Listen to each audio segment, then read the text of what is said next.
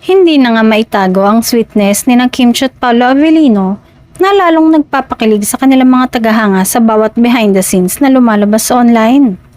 Sa bawat bagong video, mas tumitindi ang kilig ng fans na tutok sa tambalang mas kilala ngayon bilang Kim Pao. Usap-usapan sa social media ang serye ng behind the scenes videos na ibinahagi ng Dreamscape Entertainment sa Instagram. Makikita rito ang pagiging clingy at sweet ng dalawa sa set.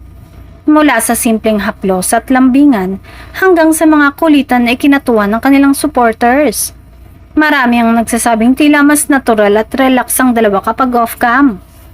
Kapansin-pansin din ang pagiging maalaga ni Paolo kay Kim sa likod ng kamera. Sa bawat kuha, makikita ang effortless na pag-aasikaso at pag-aalalay niya sa aktres. Dahil dito, lalong pinupuri ng netizens ang natural na chemistry ng tambalan na hindi kailangang pilitin para mapansin. Bumaha naman ang kilig ang comment section ng kanilang mga post. Ayon sa ilang netizens, mas nakakakilig pa raw minsan ang behind the scene kesa sa mismo mga eksena sa serye. May ilan ding aminadong doon tuluyang naging tagahanga ng Kim Pao dahil sa nakikita nilang genuine na samahan ng dalawa off-cam. Sunod-sunod ang paglalabas ng behind-the-scene clips kaugnay ng kanilang inaabang serye na The Alibay ang buong katotohanan.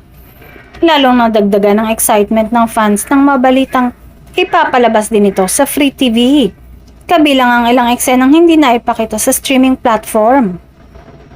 Sa ngayon, hindi na may kakailang patuloy na pag-arangkada ng tambalang Kim Pao. Panalo sa kilig at todo suporta ang kanilang fanbase na tila hindi magsasawang tutukan ng bawat proyekto at ganap ni na Kim at Paolo, on-cam man o off-cam.